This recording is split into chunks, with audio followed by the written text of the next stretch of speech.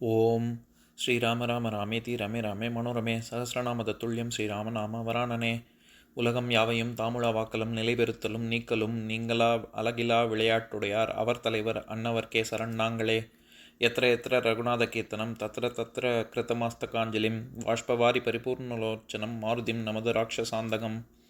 அஞ்சிலே ஒன்று பெற்றான் அஞ்சிலே ஒன்றைத் தாவி அஞ்சிலே ஒன்று ஆறாக ஆரியர்க்காக ஏகி அஞ்சிலே ஒன்று பெற்ற அணங்கைக் கண்டு அயலாரூரில் அஞ்சிலே ஒன்றை வைத்தான் அவன் எம்மை அழித்துக் காப்பான். இன்னைக்கு நம்ம கம்பராமாயணத்துல பாலகாண்டத்துல குலமுறை கிளைத்து படலத்துல 13வது பாடல் பார்க்க போறோம். அயன் புதல்வன் தயரதனை அறியாதார் இல்லை, அவன் பயந்த குல குமரர் இவர்தமை உள்ள பரிசு எல்லாம் நயந்துரைத்துக் கரையேறல் நான்முகர்க்கும் அரிதாம் பல்லியம் துவைத்த கடைத்தலையாய் யான் அறிந்தபடி கேளாய். இதுதான் பாட்டு. இப்ப நம்ம பதம் பிரிச்சு பொருள் பார்க்கலாம். பல்லியம் பல்வேறு வாத்தியங்கள், துவைத்த முழங்கக்கூடிய, கடைத்தலையாய் தலைவாசலையுடைய ஜனக மன்னனே, அயன் புதல்வன் முன் சொன்ன அயமன்னனின் மகனாகிய தயரதனை தசரத மன்னனை அறியாதார் இல்லை, அறியாதவர்கள் இந்த உலகத்தில் யாரும் இல்லை. அவன் பயந்த உலக புகழ் வாய்ந்த அந்த மாமன்னன் பெற்ற குலக்குமரர் குலத்தின் சிறந்த மைந்தர்களாகிய இவர் தமக்கு இவர்களுக்கு உள்ள பரிசு எல்லாம் இருக்கின்ற சிறந்த இயல்புகள் முழுவதையும் நயந்துரைத்து விருப்பத்தோடு சொல்லி கரை ஏற இவர்களின் புகழ்கடலினது கரையை சேர்வதற்கு நான்முகர்க்கும் அரிதாம் பிரம்மனுக்கும் அரியதாகும். யான் அறிந்தபடி கேளாய், இருப்பினும் அதை நான் அறிந்தபடி சிறிது சொல்ல கேட்பாயாக. இப்ப நம்ம இந்த பாட்டுல இருக்கக்கூடிய நயங்களை பார்க்கலாம். அதாவது இந்த பாடல்ல தசரதனுடைய புத்திரர்கள் தான் இவங்க ராமலட்சுமணர்கள், அவங்கள பத்தி சொல்றேன் கேளு அப்படின்னு சொல்றாரு. இப்ப நம்ம குலமுறை கிளைத்து படலத்துல 13வது பாடல் தான் இந்த பாடல். இது வரைக்கும் சூரிய வம்சத்துல ஒரு கிட்டத்தட்ட 50 அரசர்கள், 50வது அதாவது சூரிய வம்சத்துல 50வது அரசன் தான் ராமன். 49 அரசர்களை பத்தி இவர் 13 பாடல், இந்த பாடல் வரைக்கும் இதையும் சேர்த்து 13 பாடல். அது வரைக்கும் இவர் தசரதனுக்கு முன்னாடி இருந்தவர்கள், தாத்தா கொள்ளு தாத்தா குலத்துல தோன்றிய முன்னோர்கள், அத்தனை வம்சத்துல இருக்கக்கூடிய அத்தனை பேரை பத்தியும் இவ்வளவு நேரம் புகழ்ந்து சொல்லியிருக்காரு. இனி வரும் பாடல்கள்ல ராமலட்சுமணர்கள் அவதரித்த அந்த ஒரு வரலாறு, எப்படி கலைக்கோட்டு முனிவனுடைய யாகம் வளர்த்து எப்படி இவங்க அவதரித்தார்கள் அப்படிங்கறத பத்தி தானே சொல்ல போறாரு. நான் ஏற்கனவே சொன்ன மாதிரி மொத்தம் இந்த குலமுறை கிளைத்து படலத்துல மொத்தம் 29 பாடல்கள்.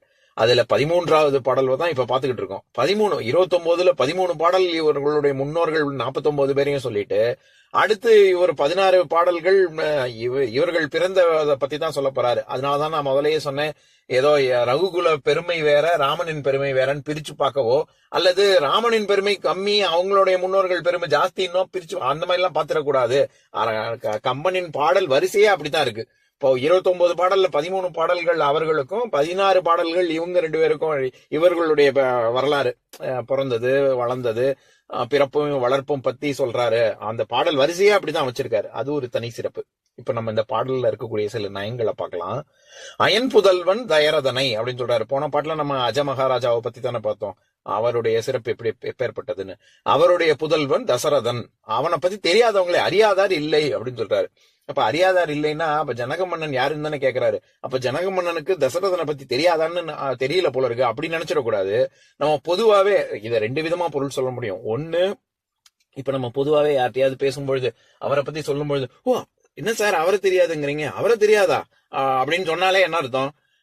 அது அவருக்கு பெருமை குறைச்சல் கிடையாது. அவரை பத்தி நீங்க தெரிஞ்சு வச்சுக்காம இருக்கீங்களே, நீங்க உங்க பேர்ல தான் தப்பு, அவர் மேல தப்பு இல்ல, அவர் கீர்த்திக்கு எந்த ஒரு இழுக்கும் கிடையாது அப்படின்னு ஒரு அர்த்தம் வருதுல்ல, அப்படியும் சொல்ல முடியும். இன்னொரு விதமா பார்த்தா தசரதனை பத்தி கண்டெம்பரரிஸா இருக்காங்க, ஒரே காலத்துல வாழக்கூடியவங்களா இருக்காங்க.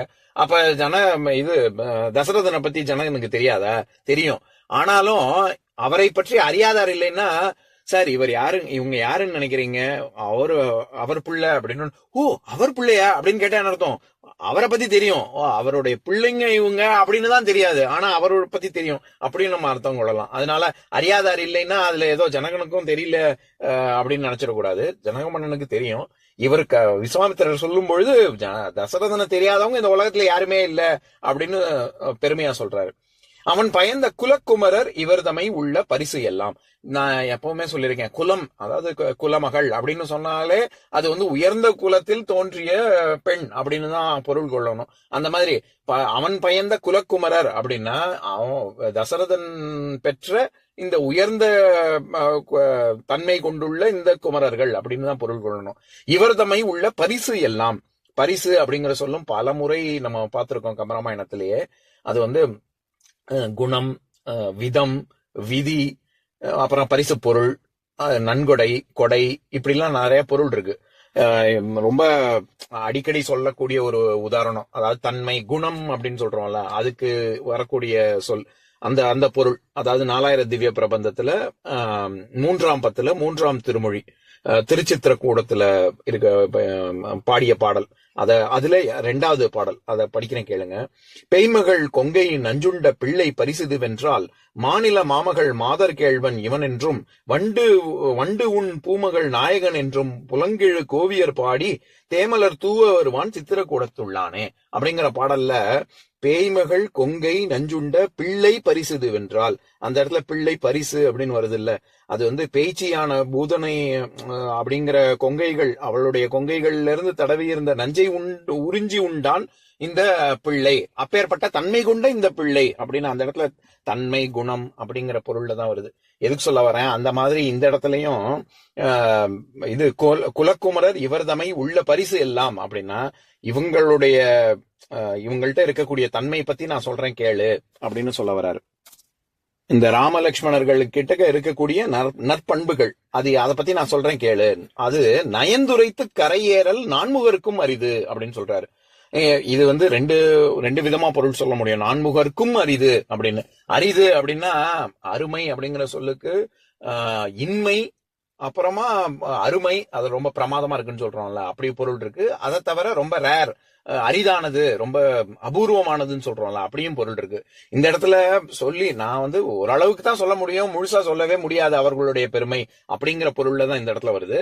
நான்முகர்க்கும் அது சிறப்பு, உயர்வு, சிறப்புமை, உயர்வை காட்டி நிற்குது. இதுக்கு 2 விதமா பொருள் சொல்ல முடியும். ஒண்ணு, எல்லாரையும் படைச்ச பிரம்மாவாலேயே சொல்ல முடியாது அப்படிங்கிறது ஒரு பொருள். இன்னொன்னு நம்ம ஏற்கனவே பார்த்திருக்கோம்ல, அதாவது கம்பராமாயணத்துல 645வது பாடல், இந்த 2 பாடல் முன்னாடி, அதாவது குலமுறை கிளைத்து படலத்துல 9வது பாடல், தூணின்ற சுடர்வேலாய் அனந்தனுக்கும் சொல்லற்கரிதேல் அப்படின்னு. பகீரத முயற்சி, பகீரதனை பத்தி சொல்லணும்னா ஆதிசேஷன் 1000 தலை கொண்ட பாம்பு, ஆதிசேஷன் அவனாலேயே சொல்ல முடியாது. 1000 நாக்கு 1000 தலை கொண்டது, ஒரே ஒரு முகம் ஒரே ஒரு நாக்கு கொண்டு என்னால எப்படி சொல்ல முடியும் அப்படின்னு கம்பர் சொல்றாருன்னு அந்த பொருளையும் இங்க எடுக்க முடியும். நான்முகர், 4 முகம், பிரம்மாக்கு 4 முகம் இருக்கு, 4 வாய் இருக்கு. அப்பேற்பட்ட பிரம்மாவாலேயே சொல்ல முடியாது சொல்லி, அதாவது புகழ் கரையை ஏற முடியாது, கரை ஏறல் நான்முகருக்கும் அரிதுன்னு சொல்றாருல. அவங்க புகழ் கடலின் கரையை ஏற முடியாது, காண முடியாது. நான்முகனாலேயே முடியாது. அப்போ ஒரே ஒரு வாய் வச்சிருக்கிற என்னால எப்படி முடியும், என்னால சொல்ல முடியாது. இருந்தாலும் என்னால என்ன முடியுமோ அதை சொல்றேன், யான் அறிந்தபடி கேளாய். ஏன்னா அதாவது கண்டவர் விண்டிலர் விண்டவர் கண்டிலர்னு சொல்றாங்கல்ல, முழுவதுமாக சொல்ல முடியாது, என்னால என்ன முடியுமோ அதை சொல்றேன் கேளு அப்படின்னு சொல்றாரு. இதுவரைக்கும் 13 பாடல்கள் பார்த்திருக்கோமே, எங்கேயாவது ஜனக மன்னனே அப்படின்னு நேரடியா சொல்லியிருக்காரா? இல்ல. ஒவ்வொரு இடத்துலயும் ஜனக மன்னனுக்கு ஒவ்வொரு அடை சொல்றாரு. அந்த வரிசையில இந்த பாடல்ல என்ன சொல்றாரு? இயம் துவைத்த கடைத்தலையாய் அப்படின்னு ஜனக மன்னனை சொல்றாரு. நம்ம இயம்னா வாத்தியம்னு அர்த்தம். வாத்தியங்கள் துவைத்தல்னா முழங்குதல், துவைச்செடுத்துருவேன் அப்படின்னு சொல்றோம்ல நம்ம. அதுவே என்னன்னா ரொம்ப, அதாவது அடி தர்மடி விழப்போகுதுன்னு அர்த்தம். அதனாலதான் அந்த அர்த்தத்திலேயே நம்ம பயன்படுத்துறோம். இயம் துவைத்த கடைத்தலையாய், கடைத்தலைனா தலைவாசல் கொண்டது அப்படின்னு. இது நம்ம இதுல தசரத மன்னன் வரவேற்கும் பொழுது நம்ம மணிமண்டபத்துல பல்லியங்கள் வாசித்து பல வாசல், அந்த மாதிரியான வாசல் கொண்ட அரண்மனை கொண்ட தசரதனே அப்படின்னு வந்துச்சுல்ல, அந்த மாதிரிதான் இங்கேயும் பொருள் கொள்ளணும். எப்பேற்பட்ட தலைவாசல் கொண்டுள்ளவன் அப்படின்னா பல வாத்தியங்களோடு மேளதாளங்களோடு இருக்கக்கூடிய அரண்மனை கொண்ட ஜனக மன்னனே அப்படின்னு சொல்றாரு. எதுக்கு இத குறிப்பிட்டு சொல்றேன்னா, எங்கேயுமே நேரடியா ஜனகன்னு சொல்லல, எல்லா இடங்கள்லயுமே எல்லாருக்குமே அடை சொற்கள் கொடுத்துதான் கம்பர் விவரிக்கிறாரு. அது இன்னொரு சிறப்பு. எப்படி சொல்றது முடியாது அப்படின்னா, நயந்துரைத்து கரையேறல் அப்படின்னு சும்மா சொல்றது இல்ல. நயந்துரைத்தல் அப்படின்னா விருப்பத்தோடு சொல்லுதல் அப்படின்னு அர்த்தம். இது சொல்றவங்களுக்கும் சரி கேட்கறவங்களுக்கும் சரி விருப்பத்தோட இருக்கணும். இப்ப உதாரணத்துக்கு நான் இப்ப கம்பராமாயணம் சொல்றது இப்ப நான் பாட்டுக்கு லிப் சர்வீஸ் மாதிரி வாய் வார்த்தைக்கு சொல்லிட்டு நான் பண்றத படிக்கிறது ராமாயணம் இடிக்கிறது பெருமாள் கோவில் இருந்ததுன்னா சொல்லி என்ன பிரயோஜனம்? நான் சொல்றதுக்கு ஒரு ஒரு மரியாதையே கிடையாது. அது மட்டும் இல்லாம கேக்குறவங்க நீங்க கேட்டுட்டு நல்லா ஆஹா என்ன அருமையா சொன்னாரு அப்படின்னு சொல்லிட்டு நீங்க பாட்டுக்கு மறுபடியும் என்ன பண்றீங்களோ அதை பண்றதுல ஒரு பிரயோஜனம் இல்ல. இன்னும் நம்மளுடைய சொல்ற என்னுடைய வாழ்க்கையும் மேம்படணும், கேட்கிற உங்களுடைய வாழ்க்கையும் மேம்படணும். அப்படின்னாதான் சொல்றதுக்கே ஒரு மரியாதை இருக்கு. அப்படி இருக்கும் பொழுது விருப்பத்தோடு சொல்லுதல்னா என்ன அர்த்தம்னா, நானும் அடடா ராமச்சந்திரன் அந்த பேருக்கு ஏத்த மாதிரி இவன் வாழ்க்கை வாழ்ந்தான் அப்படின்னு 4 பேர் சொல்லும் விதமாக நானும் நடந்துட்டு நான் அதுக்கப்புறமா சொல்லணும். அதே மாதிரி கேட்கிற நீங்களும் நம்ம இதுவரைக்கும் பண்ண தப்ப பண்ணக்கூடாது அப்படின்னு இனி வரும் காலங்கள்ல நீங்களும் தெரிஞ்சுங்கன்னா அப்பதான் நான் நயம்பட சொல்லியிருக்கேன்னே அர்த்தம். இல்லாட்டி சும்மா வாய் வார்த்தைக்கு நானும் சொல்றேன் நீங்களும் சும்மா கேட்டுட்டு போயிருக்கீங்க. அதனால ஒரு பிரயோஜனமும் கிடையாது. இவர் என்ன சொல்ல வராரு, நயந்துரைத்து கரையேறல் நான்முகர்க்கும் அரிது அப்படின்னா என்ன அர்த்தம்? ராமன் யுக புருஷன், அவனுடைய நயந்து உரைத்தல்னா விருப்பத்தோடு இருந்தா ராமனுக்கு எப்படி குணங்கள் இருக்கோ அதே குணங்கள் நம்ம கிட்டையும் வளர்த்துக்கணும் அப்படின்னு நினைச்சு விருப்பத்தோடு சொல்றது ரான்முகருக்கும் அரிது அப்படின்னு சொல்றாரு. இனி வரும் பாடல்கள்ல எப்படி திரு அவதார படலத்துல இவர்களுடைய பிறப்பை பத்தி சொன்னாரோ அத ரத்ன சுருக்கமா அடுத்த ஜனகன்ட்ட சொல்ல போறாரு. அதுதான் இனிமே பார்க்க போறோம். இப்ப நான் பாட்டை இன்னொரு தடவை படிக்கிறேன் கேளுங்க. அயன் புதல்வன் தயரதனை அறியாதார் இல்லை, அவன் பயந்த குல குமரர் இவர்தமை உள்ள பரிசு எல்லாம் நயந்துரைத்து கரையேறல் நான்முகர்க்கும் அரிதாம், பல்லியம் துவைத்த கடைத்தலையாய் யான் அறிந்தபடி கேளாய். இன்னொரு நாள் இன்னொரு பாட்டு பார்க்கலாம். ஓம் शान्ताकारं भुजगशयनं पद्मनाभं सुरेशं विश्वाधारं गगनसदृशं मेघवर्णं शुभाङ्गं लक्ष्मीकान्तं कमलनयनं योगिहृद्यानगम्यं वन्दे विष्णुं भवभयहरं सर्वलोकैकनाथम्. உம்பரோடு இம்பர்காரும் உலகம் ஓர் ஏழும் ஏழும் எம்பெருமான் என்று ஏத்தி இறைஞ்சி நின்று ஏவல் செய்ய தம்பியரோடும் தானும் தருமமும் தரணி காத்தான் அம்பரத்து அனந்தர் நீங்கி அயோத்தியில் வந்த வள்ளல்.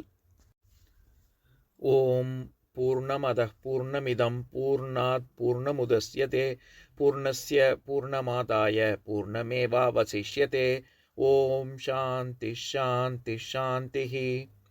ஓம் சர்வேஷாம் ஸ்வஸ்திர்பவது சர்வேஷாம் சாந்திர்பவது சர்வேஷாம் பூர்ணம் பவது சர்வேஷாம் மங்களம் பவது. ஓம் சாந்தி சாந்தி சாந்திः. ஓம் சர்வே பவந்து சுகினः सर्वे सन्तु निरामयाः सर्वे भद्राणि पश्यन्तु मा कश्चित् दुःखभाग् भवेत्. ओम शांति शांति शांति.